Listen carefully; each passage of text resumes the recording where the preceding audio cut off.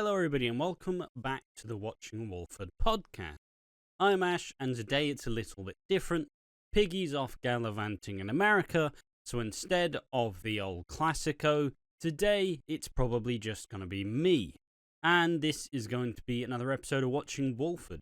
It's episode number 123, and today's episode is going to cover the biggest storylines and takeaways from week 19 of 2025, or the episodes from the 5th of May to the 8th of May. The storylines we're going to be talking about are Joel Marshall's darker nature is revealed, Cindy returns and Lauren has the baby, and VE celebrations as Nigel struggles. So yeah, just a general introduction. This will also be a one-man ship as such, and I'll be doing my best to try and steer the ship the best I can. It's not been too long. It's been a while since I've actually hosted one of these, so it'll be interesting to see how it turns out. What's the context? Well, Piggy is off to America, and he just flied out as of Wednesday and is going to see a wrestling show. So he will be watching it. He's going to St. Louis, Missouri. So he's going down south in America, of course. So yeah, it's going to be a solo one, so it may be a little bit different. I'm not entirely used to this in its true form. But hey, you know what? You know what's a really easy thing to do? You give someone with raging autism a microphone and they're allowed to talk to you about the week of EastEnders they just watched. Bloody hell. I think I'll just about manage. And timestamps and everything should be as usual. So, yeah, I think now I'll go through and start talking about Joel, but let me take a cheeky little timestamp.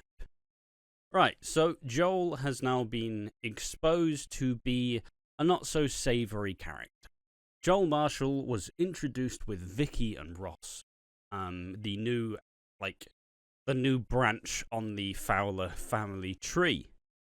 And he has very quickly shown to be quite inclined. He's very intrigued. He's very interested in getting to know women and, girls his age. He's very interested in finding a possible girlfriend or just getting with someone. And it was already teased pretty heavily that he was doing some not so savory things in Australia that Ross has had to cover for him. So, and obviously I'll get into that in a little bit. But so last week, Avani and Joel, they spent time together, and she was bought some liberatingly high-inducing things. And I'm too lazy to have an analogy for what I'm talking about. So yeah, and then they seemingly spent what could have been a night together, and this resulted in them feeling a little bit backwards about coming forward. But in Monday's episode, this happens again. They get together again, and Ross and Vicky catch them in the act. Vicky's kind of like oh, bloody hell, what are you doing that for, you cheeky boys? But Ross is mortified. He's like, what the fuck? What the fuck are you doing? And it's gradually revealed that in Australia, Joel was showing some of this behavior as well. Joel was, I believe he said that he'd taken a photo of, someone up their skirt. And they didn't like this, so Ross kind of had to pay them hush money because ultimately that is a crime. And, this shows that he's got quite a degrading view of women if he is just doing stuff, if he is just interacting with them to try and... Is placate the word here? Trying to placate his pleasure as such. If he's just using women as an outlet to try and get his own kicks in enjoyment. Obviously, it's a horrifically degrading thing to do, and you shouldn't just be doing that willy-nilly. It's horrific. It's an invasion of privacy. It's an invasion of boundaries, and I'm sure that girl did not consent to it. But if he's doing that to women in Australia, this once again shows that perhaps he's not got the biggest, doesn't really know how to treat women as such, if he's simply viewing them as objects of pleasure rather than actual human beings. I'm trying to put this in a way that's relatively sound, but still, I don't know. It's a hard topic to kind of gauge and get through. So sorry if I'm stumbling. Obviously, I'm trying to discuss this, but I'm also, it's a hard topic to talk about. Like, obviously, if I'm saying these things that Joel are doing, it's not stuff I believe in. That's horrific. Like, come on. And this, then we get a bit more of a showdown between Ross and Joel, where Ross is like, you know what you did in Australia? You better not be doing that again. And we see that there's a clear, darker side here, because Ross is clearly kind of bent over backwards to try and facilitate Joel, but also, if he's doing it again, what was it all for? And this is why he needed the 20 grand to give to, the 20 grand from Sharon to give. And this continues where Joel is like, oh, it's not happening again, blah, blah, blah. It's something I just want to do. Maybe Vivani will be the special girlfriend. And then Joel's like, oh, leave it out, Dad. But he leaves his phone aside. And this is where Ross stumbles onto a video that Joel took without Ivani's consent, that he was filming the encounter. The whole time. But yeah, horrific. She was filmed without consent. And it's wrong. It's once again, it's an invasion of boundaries, an invasion of privacy. And after Ivani was subjected to such a dehumanizing experience at the hands of police, time will tell about how she'll feel about her being filmed without her consent, because once again, it's someone choosing to kind of expose her body without actually knowing the full truth. Just like with the police, she has now been once again kind of dehumanized and just degraded completely, for something that should just be two people consenting, and now it's like a illicit video on his phone. Horrendous, absolutely horrendous from Joel to do this. And obviously Ross, seeing this, is like, what the fuck? I told you this wasn't and should not happen again. You can't show this to your friends. You have to get rid of it. And Joel's like, yeah, I'll get rid of it. It's fine. And Ross is like, oh, phew. But this then puts him on the outs with Vicky, who he kind of refuses to let her in.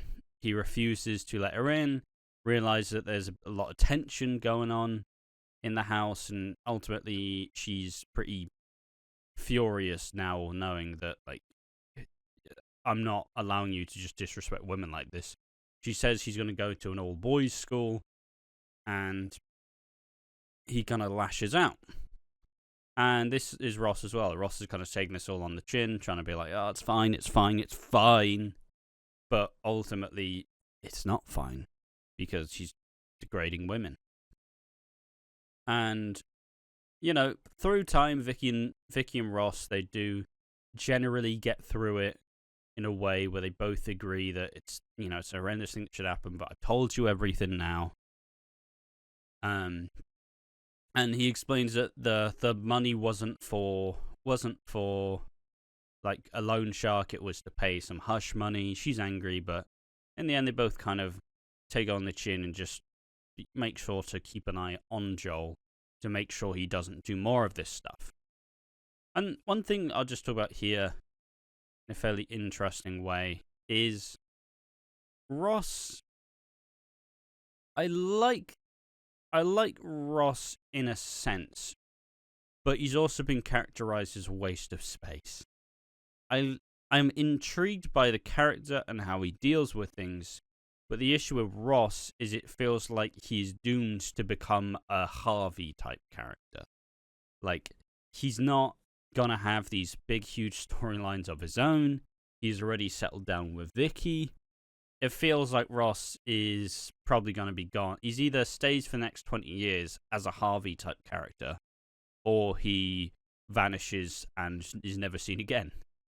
Because I like Ross, and I think it's an interesting story, and it's an interesting story to have Joel have these attitudes towards women, because it's an interesting story to tell. It's an interesting story to kind of place at this point in time with all the uproar of, troubling attitudes towards women. It's still an interesting thing to finally see on our screens.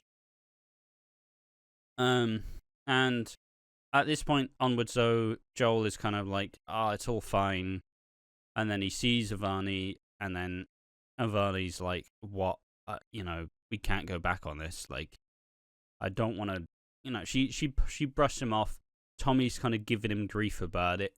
And then to return, he just once again shows these degrading views of women, where he shows Tommy this video of him and Ivani having sex, and he's just kind of like, Tommy's like, what are you gonna do?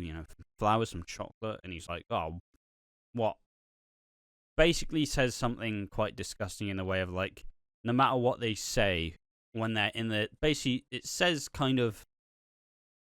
And obviously these aren't my opinions, in the heat of the moment, they can say what they want outside, but when it comes to that, they say what they really think. Which is a pretty troubling view of, once again, not treating like women as women and treating them as sex objects. It's really problematic. And even Tommy, he doesn't really know what to do, but he's kind of like, you're being showed something you shouldn't. And the fact that he's just showing it around is also degrading, and obviously Ivani would not be very pleased if she found out that A, she'd been recorded without consent, and B, now Joel has been showing this to his friends, and, this humiliating, ritual all begins again. I think this has been done quite well, all things considered. I think Joel is playing it interesting. I think Ross is doing a good job, and I like Vicky. Still, they had a pretty big opening interaction, but they've kind of started to fall back down. And now they actually have some kind of upward mobility, where now we actually get to understand what they are planning to do. It's a Chris Glenshaw special, right? Where you introduce a new family, you give them that big, bold, immediate storyline, then they go back off the radar, and then in 6 months' time, you bring them back into the forefront, and then it's like, we now like them more because we've spent time with them. But with it having upwards trajectory, where they are introducing Ross and Joel and Marshall, that's the second name, and Vicky, they, at other points in time, it would have just been, hey, there's a new family, oh, hey, Sharon, oh, here's the funeral, and gone now. So it's nice to see that there is actually a big reason as to why these characters were brought in, and they're not just going to get left to the wayside now that they've actually been established. So, and once again, a really important story to tell, in my opinion, and one that a lot of people can learn on, and hopefully if people see these sorts of attitudes and they start to, some people don't entirely realise this is how they think or this is how they feel, so if they see it manifested in one of their favourite shows, for example, maybe this will start raising some questions and go, maybe society does have a problem towards women, maybe there's a problem towards respecting women and boundaries, and You know, like, the one thing I'm not looking forward to is I'm worried that it will escalate even further. And especially Ivani, with what she's been through, that's the last thing that the viewer wants to see happen, because as tragic as her kind of stories have been, she's proven a really good track record, and now the audience does genuinely care and want Ivani to, you know, have some good times rather than bad. So, yeah, that's all of the Joel stuff. Very interesting, all in all, and interested to see how it shapes up. And next up, we have Cindy's return, and Lauren has the baby. So, in Monday's episode, they are having is it an engagement party? I don't remember the context behind the party, but they're having a bit of a party with all the Beale's family. I think it may be an engagement party. And they're all, like, kind of toasting their victories and believing that, you know, it's now time, and we've been through all the bad, now it's time for the good. And they're all happy and excited. And I will say I have missed the Gina and Harry stuff. I can probably get through it here as well. So how's everybody doing? Well, Gina has been her head has been turned by Harry, who is going through losing someone.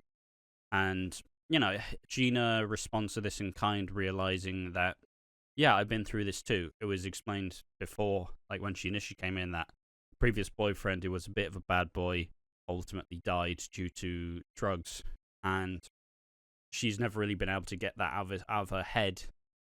And it's definitely affected her to a really high degree. So, continuing that, though, with Harry now going through similar experiences, she wants to be there for him, even if he initially blanked her. And gradually we're seeing this more build and build and build, as they're both tackling with this form of grief, even if it may be slightly different timing. But it's kind of a funny little thing where now, like, Jay returned as well, and Jay's like, look, Harry's going through some stuff. Probably, you know, just watch yourself, because they do have this deep friendship, and it's like, just watch yourself, you know. He's clearly vulnerable. He's clearly going through a lot. He's not talking to Teddy or Nicola, and he's, you know, taking substances. He's drinking. He is in a really fragile place. And they also realize that Shireen was pregnant with his baby, so, you know, Nicola took 2 lives away from him that day. As for the rest of the extended night Beale's family, Linda, Elaine, and George are all excited as the Vic is about to be completed. It gets completed on Thursday's episode, and now we get a return to form that we'll get to later.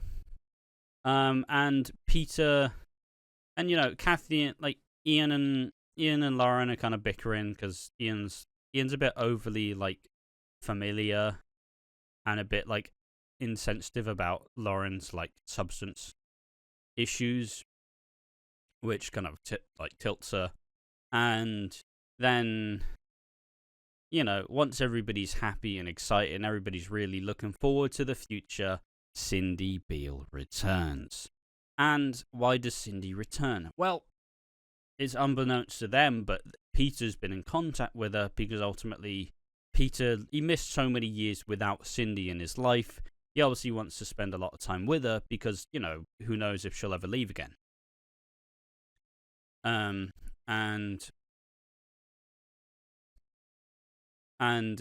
you know, this upsets Lauren, who's like, you know, why would you bring her back? You always pick Cindy over me and this baby. So she goes to lie down at the house, and, you know, they then decide Cindy's back with a vengeance, and she's like, oh, well, you're not happy to see me. This is my family. And then all the secrets get exposed.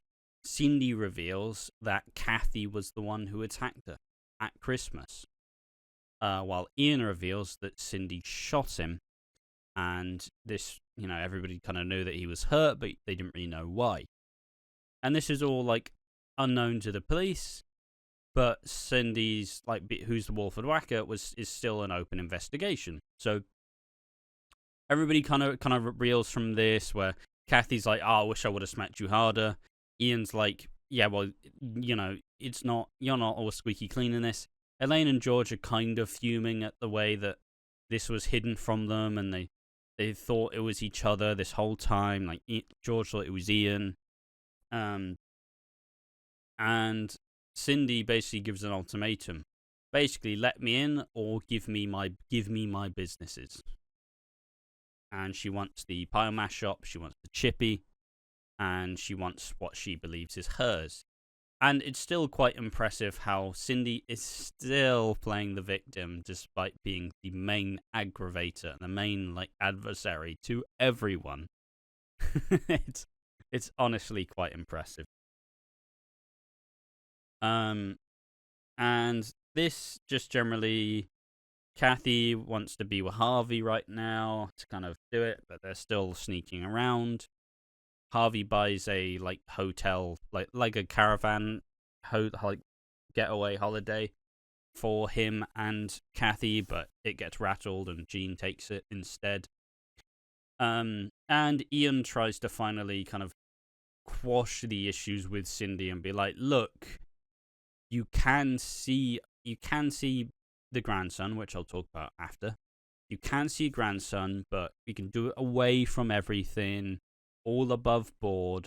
But Cindy just kind of goes, "What?" And you just get away with everything. Not happening for me, Ian. Not happening. Just trying to freeze her out. And this is just after Lauren goes into labour, and the only person who finds her is Cindy, and Cindy has to both talk her through it, console her, and get her through it, whilst also struggling to deal with, she needs to get her to the hospital and just need to keep everything about going and moving forward. They're up Struggle Street, but Cindy kind of talks Lauren through I've always been a shit mum, but you're nothing like me, and it's not going to be the same this way. And it's just how it goes. Sorry, yes. And yeah, it's and she gives birth, and she's worried about losing the baby because of her being on methadone. And they do get to the hospital. Peter misses the birth, but Cindy's there with Lauren, and Lauren gives birth to a baby boy, and they call him Jimmy, which I don't mind, but mostly because I watched 4 seasons of Better Call Saul, and I do like the name Jimmy now. So, you know what? I'm not even complaining. I do wish that they would stop naming legacy kids. In my opinion, we've had so many kids who are tangentially named after grandparents and relatives that I'm sick of it. There's so many kids who are named after their grandparents. And I get that people are sentimental, but just do some different names, boys. Just do some different names. And yeah, so baby Jimmy's born. Cindy thinks that because her and Lauren had somewhat of a breakthrough, she's going to be welcomed back into the family with open arms. But also, Cindy is Cindy, and she expects too much, and she's tried to bite off more than she could chew, which means, they freeze her out once again, which is where this Ian and Cindy confrontation goes in, where she still puts the pressures on, saying, "Look, I could go to the police over Kathy if you don't give me what I want, so give me what I want." Honestly, the one thing I found kind of funny is I was really unsure as to why people... I know it was wishful thinking from the viewers, but I did see a lot of people genuinely sad that Cindy returned, which is funny to me because she never officially left. She went on a break. It was all pretty much understood that she was going on a little break. Sorry, excuse me. Let me just brush my hair real quick. Well, it doesn't look like I made any difference, but I did, I swear. But yeah, I don't know why people were so shocked that Cindy was coming back, because to me it was always gonna be a consistent thing. And for me, Cindy is a character like Janine who will stay for years. where she'll have brief moments of being genuine and like sympathetic. Like, I'm sure she'll have some form of health struggle at some point, and the family will reunite around her. But at the end of the day, Cindy is Cindy, and she will always be a scheming, manipulative, entitled, like, cow. That's who she is. She is Janine, but a bit older and a little bit wiser. She will consistently try to get more than what she has, and if she doesn't get it, she will complain. That's who Cindy is. And, it kind of attests to the fact that they brought her back from the dead, which nobody really complained about, but they just complained that she is just kind of insufferable. But in the same way, you need these characters in soap, because ultimately it kind of proves that, people can still get riled up by it. And like, at any point in time, if you say who do you never want to see again, it would be Cindy, like 90% of the time. And that kind of shows the amount of, like, this is why she was brought back, because she is someone who riles up people, and she does cause problems to everyone. And I love her. I do genuinely love Cindy. It's so impressive how, after all this time, she still plays the victim, which is so ridiculously funny to me. And it just proves that she has no shame. And yeah, it's exceptionally fun. And I'm so glad we have her back, and she's obviously not going to go away anytime soon. It was always going to be an interesting one, because I always thought that she needed to find someone new to be with after the Ian split, because she needed someone to, like, she needed someone to orbit around her. And a lot of people did think that was going to be Max, who was going to come back in, perfect timing, just as Lauren finally has the baby and the wedding. Lauren and, like, Max and Cindy going to get together, and then they're going to be this horrendously toxic, ridiculous couple that everybody just hates because they're selfish and only care about themselves. But now that she's kind of taken a stand on her own, obviously she won't be alone for long. And it will be interesting to see how Ben Wadey will kind of use Cindy in this context, as now it's a piece on the board that you didn't know you had. So yeah, really exciting stuff. I'm looking forward to seeing what Cindy does now that she's got a vengeance. And now, finally, to talk about the VE Day celebrations. And honestly, I don't have too much to say about this one. It's like I said, it's an important time to recall the victory, and because a lot of people, you don't want to. A lot of people are kind of terrified of the world that we would live in had Germany not surrendered. And it's a big day celebration, and it's not anything I'd ever take away from any of the people who celebrate it, because, it's a pivotal part of, English history, and it will probably and ideally never be forgotten, because it is a big, like, remarkable time. That's all I'll really say on the VE Day stuff, because, not really my not really my sort of thing. But this, in its own way, manifests in a different way, because you have Nigel, who is clearly struggling, who is back in the 90s, where it was 50 years from VE Day. So it's like 50 years on, celebrating. So obviously, in his mind, Debbie's still around. What am I trying to say? Debbie's still around, Peggy's still around, and now it's celebrating the 50 years since it, rather than the, 90, roughly. So it's a double-edged sword. But because Nigel believes he's back in the 90s, this is all he can imagine, and he's struggling to realize just what it means. And initially, because this is also supposed to be the day where the Queen Vic opens, ultimately they feel a bit wrong about it, because Mo's been yelling at everyone, be like, yeah, well, Martin couldn't celebrate, so you should stop celebrating. And Jean and Phil are kind of like, maybe we do need a party. And they go ahead and have said party. This is in the new Queen Vic, which, honestly, I didn't look too differently. It doesn't look as different. It doesn't look that different to what it was. It's just the bar's a bit shinier. and the pumps are slightly different. But I don't think it looks that different to the old Queen Vic. And it's always a kind of trouble. It's kind of a hard thing to do, because when you bring back the Vic, you don't really want the Vic to change, but you also kind of want the Vic to look different in its own way. But it also is such an iconic look that ultimately, there's only basically, you can't really change much about it. Like, I'm pretty sure the wallpaper's the same. Not much is really changed at the end of the day. And yeah, the bar is just a lot shinier, and I think the pumps are slightly like different and are slightly more modern. But still pictures of like Mick and Linda by the bar, a picture of George and Elaine. Yeah, shiny new bar top. There we are. Yeah, that's that. Yeah. Anyway.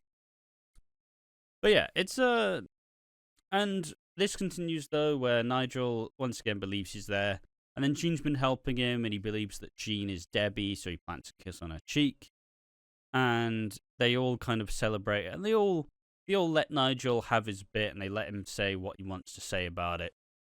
So it's a fairly sorry about that. It's a nice little way to respect VE Day, and while still manifesting that Nigel's dementia is getting significantly worse, and there's only really so much they can protect him from, but they're just trying to support him the best they can, in the best way that they can, because, I guess it's the idea that why would you just confuse him and scare him even more, whereas you kind of just let him have his day, and then, maybe tomorrow you just go, look, it's a different day, blah, blah, blah. Like, why make him more confused and angry and upset for no reason? But it is just progressing at an alarming rate, where they're not really equipped to deal with it, and they don't really know how to help him. So, yeah, it's a good celebration. It was nice to kind of think about the past, and, you have Kathy telling stories about Lou told them, and you have Mo telling it how it was, and just a pretty important, like, back and forth, just to remember, the sacrifices, and remember the time, because a time like that during war probably should not be forgotten, and, you should be thankful for what we all have now, because, it may have been completely different. But yeah, that's enough war topic for me. Yeah, there we are. So that is probably the bulk of the show. I don't think I missed anything in particular. But obviously, this has been a bit more of a kind of shorter look, because ultimately, like I said, I enjoyed this week of episodes, but I also don't really think there's as much for me to talk about by myself. Like, usually when Piggy's here, we talk about dementia and like the effects it can have, but I don't have that background necessarily. And also, it was a decent week, but it wasn't like a fantastic one. I enjoyed it, but it wasn't great. So, yeah. Now it's time to talk about the awards. The awards are Who Needs Slapping Down, the Keanu Taylor Award of Excellence, and Underrated. I'm going to start with Who Needs Slapping Down. The obvious answer is Cindy. The Keanu, obviously, no explanation needed. The Keanu Taylor Award of Excellence, the new lovely Queen Vic tabletop, which is lovely and shiny and delicious and looks. I can't stop looking at it. It looks so clean and shiny. Someone's got to be polishing that up every single day. I absolutely love it. And finally, Underrated. Elaine. I love Elaine. I need any excuse to talk about Elaine. And she's underrated because she charged Ian a bunch of more drinks on the house and just kicked it back. But it's nice to see her back in her home, the Queen Vic. And it's nice to see the Vic back as well because, clearly they watched the EastEnders as a joke video because they realised that, every episode is set in the pub. We can't have that. Um, but yeah, there we are. That's the awards, and I suppose now is time for the after show. The after show is, and this one's obviously going to be a lot shorter as well. The after show is the time where we kind of discuss what's been going on the channel, and this week's been a bit different than normal. Usually, I'm on here talking about what I've been doing, like, overall, and a lot of the time it has been me. It has been me kind of being like, oh, I've done a lot of editing this week, or I've been very busy this week. I've been doing nothing this week. I've been doing nothing.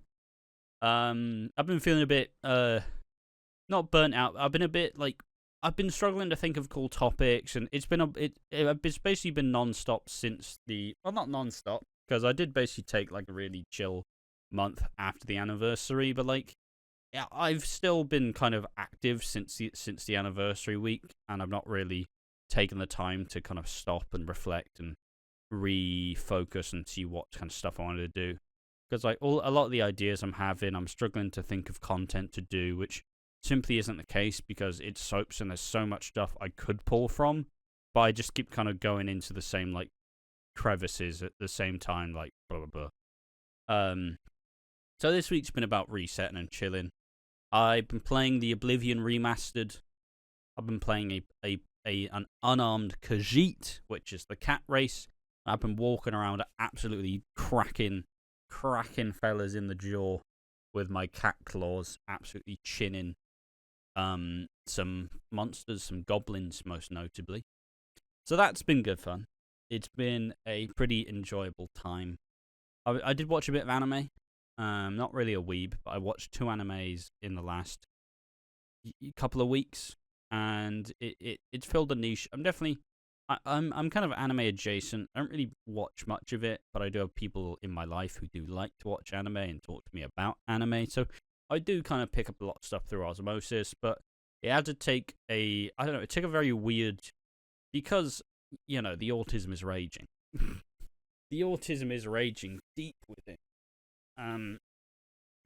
I had to find a very select one. I watched Ranma and a Half on Netflix, the kind of remake of the like classic 90s TV show. And I enjoyed it, and it was a nice update to it, and it was something I watched like when I was younger. And then from there, I watched 100 Girlfriends Who Really, Really, Really, Really, Really Love You, which is a harem anime, which, you know, is like where he kind of collects a group of like girlfriends. It sounds really depraved and stupid, but like it's quite sweet and cutesy in its own right. And that's you know, you have to take them where you can get it. And I think it's very cutesy, very adorable, very loving, very cool. And it was a very sweet and like, it was just sweet. It wasn't like crude or crass. It was just a sweet little anime, where they all kind of were well developed and got their own big stories. So it was cool stuff.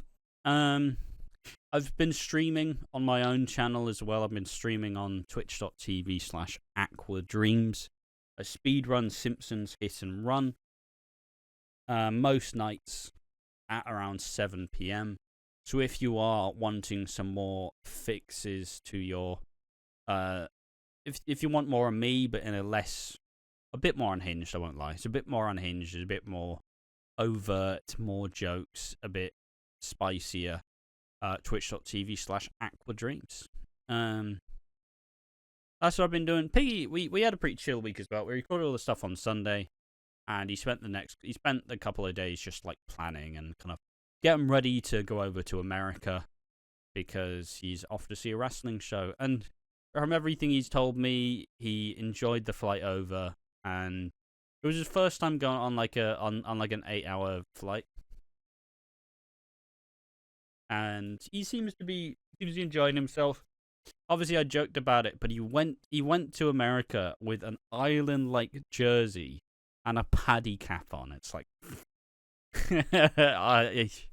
I don't know how he gets by, honestly. You wouldn't catch me doing it, but that's what makes Piggy Piggy. You know what I mean? Like, man is a absolute icon. But yeah, it's been a good time though. It's been a good week of EastEnders, and I didn't actually talk about that though. All in all, it was a decent week. It wasn't like a massive sleeper hit. It was just okay. It wasn't great. I didn't really it was okay. I'm not really a big patriot. Like I'm not patriot or anything. I'm not like patriotic. I don't really like. Doesn't really land with me. I'm intrigued to see more of the Joel stuff. I like that Cindy's back, and I'm like that Lauren has finally had the baby, and it's kind of interesting to see how they take this Nigel storyline. Like, and just like how long term is he gonna be on the show for? That's another thing entirely. Like, how long term will we see Nigel? And that's going to be a really interesting one to see, because ultimately there's only I like it and I want to see more. But yeah, there we are. I think with all that said though, I think that's everything from me. Somehow, despite me being by myself, it's still a 41-minute podcast. So I hope you enjoyed this iteration of the podcast. Piggy should be back next week anyways, and we should be back to our regularly scheduled programming. Did you like it? Did you miss Piggy? All that and more in the comment section down below. Thank you for watching the podcast. See you in the next one. Bye-bye. Bye. Bye.